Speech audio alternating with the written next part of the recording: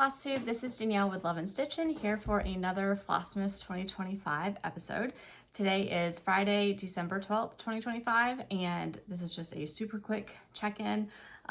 It's a really busy day just with work and kids, and we've got a busy night tonight, but I did want to pop in here for just a quick check-in. So to begin with, let's see.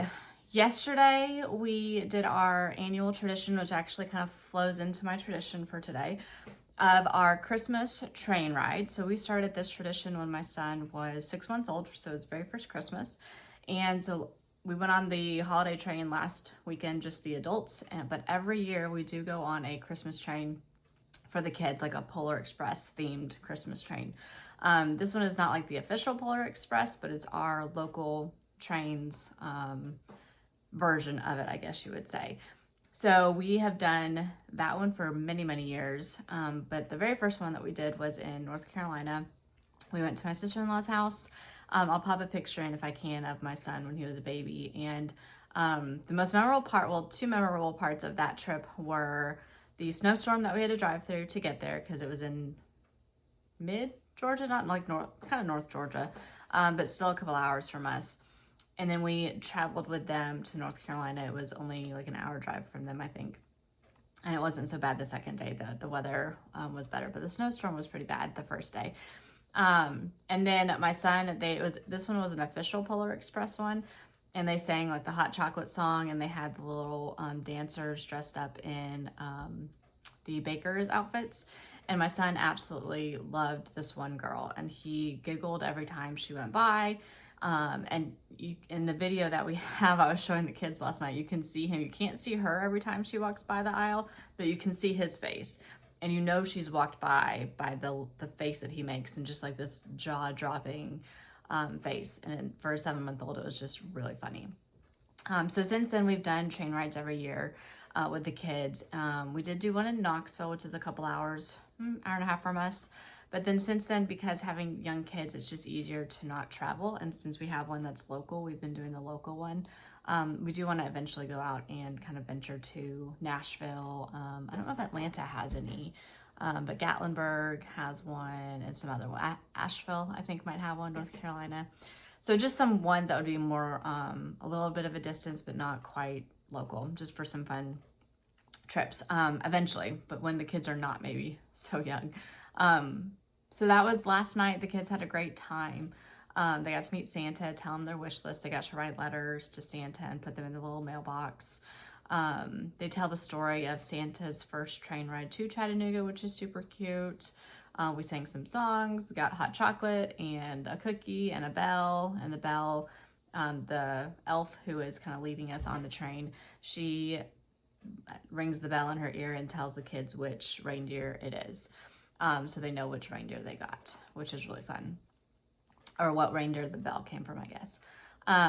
We went to the North Pole. The kids got to see kind of what the North Pole looked like, all the lights. And then they have a little Christmas village that we got to walk through with a scavenger hunt for the kids and different stops. So that was kind of our excitement for the night.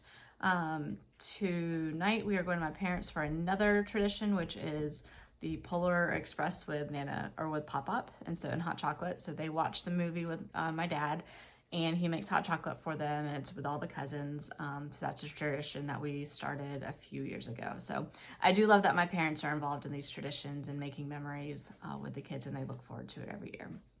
So that is tonight. Coming up, I wanted to share some of my videos, or some of my pillows. Okay, I wanted to share some of my pillows finishes. So my mom actually finished all of these for me. I stitched them, and then she sewed them into pillows. So the first one is Oh Joy. Oh man, this really looks like a Lizzie Kate, I think. I don't remember though. This was stitched in 2010. So 15 years ago on probably a 14 count beige Aida. So she finished that one for a pillow. And then we have 2010. This was Joy. And this I'm fairly confident is a Lizzie Kate as well.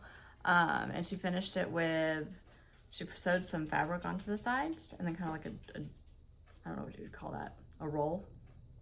So I thought she did a great job on that one. I like this one a lot. Doing something different with the pillows. This is from a Just Cross Stitch Ornament magazine. I don't know what year, but I stitched it in 2010 also. Apparently I was on a kick for 2010 doing some smalls. But I love the purple candles. I can't remember. I think they were charted in purple.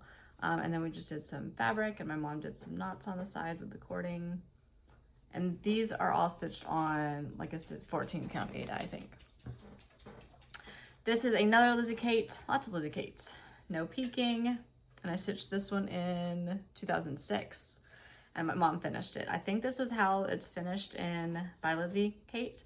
And so she did something similar to the pillow or the picture for me. And this is another, wow, they're all Lizzie Kates. This is a 2012 finish, and it is on a linen, I think, a blue linen. Probably before I realized I was stitching on linen, I was just kind of testing it out. Another one that I think probably is similar to the pillow that was in the picture for her to finish it like it. We just picked fabric and then a little button up there. I really like this one, and cording around it. We did all the things. And she hand sewed that cording. That's something that I would be like gluing on, I think, fabric glue. And another Lizzie Kate. The last one's not a Lizzie Kate.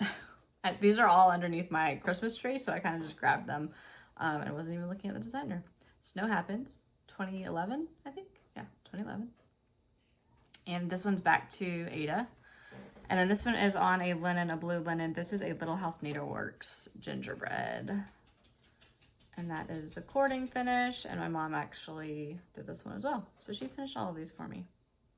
So love, love, love some pillows. I did get my sewing machine out today to finish one of my son's pillow gifts, ornaments that he's doing for his aunt. So that will be featured next week. I'm going to enlist him to stuff it this weekend so that he can be a part of the process, which I think is good. And then let's see, our whip. Where is my picture? There it is. I've got two whips that I was going to share. This is my Advent stitching that I'm working on. So what have I done in the last couple days? Not so much. I'm still behind. But tonight, while they're watching the movie, I'm going to try to get caught up. And my needle is still in there. That's what I do. Let's pull that through.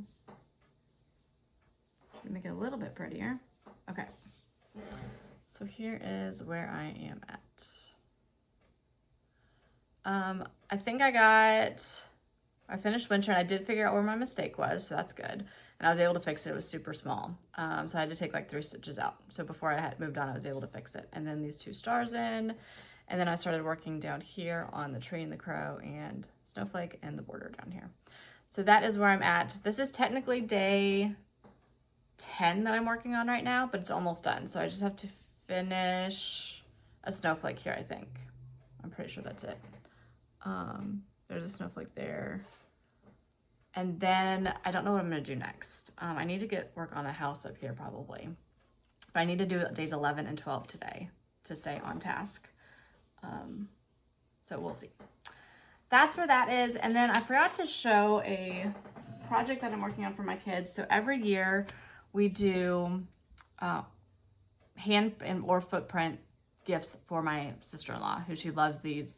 This is like her one request for the year. Usually I'm doing paper or like painting their hands. I've laminated some things before that are fun. We did an apron one year because that was actually a specific request. So they both got an apron. And one was themed with dinosaurs with the handprints. And then there's a lot of painting involved with that one. But this year I saw a reel on Facebook for sewn handprints. So this is where I'm at with this project. I've got a couple that are stuffed, but this is one of them. So my sister-in-law loves Snoopy, so this is my son. I let the kids choose their fabrics, the front and the back that they wanted to do. I traced their hand onto a piece of paper, and then I used the paper to trace it onto the fabric with a friction pen. And then I had them write their names with the friction pen. So he actually wrote his name, and then I came in here and stitched over his name. And then today I sewed around them and then cut it out after I had sewn the hand out. I do have a teeny tiny opening, not super big. So I've been using a filter to put them in.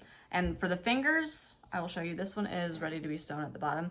For the fingers, I did crushed walnuts, and then I did put some polyfill in there. So this is my toddler's, and I wrote her name, and then the year, and then it is sewn like on the top around it, so I'll just need to come in here and sew around the rest, hand stitch that.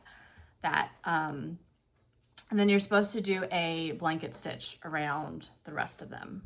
So that is what I am planning to do with the rest of them. So this is also for my sister-in-law. This one is mine, and my son is learning cursive this year. He's in 3rd grade, and so he wrote his name in cursive on this one. And he told us that this one was ours because of the he chose beach themed fabric for the back. And so I'm really glad that he did cursive on ours, because I really am gonna love that memory of his cursive. This is the toddler's other one. And then my middle daughter, these are hers, and she wrote her name. It's a little harder to see, but she did this one like sideways. And then here's her other one. So I love it. So that is another project that I am working on. Never a dull moment around here, I swear. Okay, so for my Flosstube highlight, it is Michelle by Made by Michelle McGraw. We have chatted a few times over the years, and I absolutely love her videos. I love all of her stitching. She is one who has lots of whips, which I am right there with her, but she still finishes a ridiculous amount. It is super impressive. And I'm always impressed with her finishing as well and the things that she does. So check Michelle out. I'm sure you have, because she is fabulous, but if not, you should definitely check her out. And I need to grab the giveaway.